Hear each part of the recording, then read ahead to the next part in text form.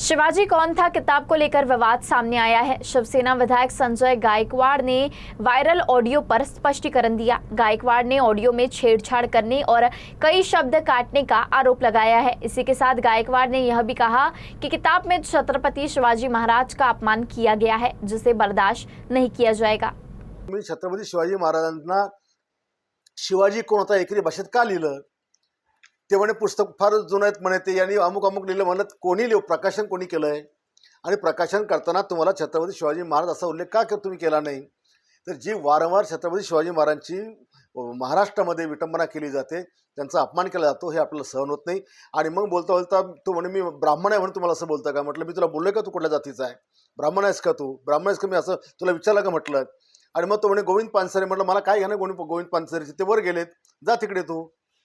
तर हे या पद्धतीने त्यांनी जी मुजुरी ठेवली, मी त्याला विचारत असताना तो जो सारखा मला डिसवत होता आणि त्याच्यामुळे त्याला मी शिव्या हासडल्या, त्याला मी जीभ हासडायची जी काही भाषा वापरली, 100% अशा माणसाची जीभ हासडलीच पाहिजे।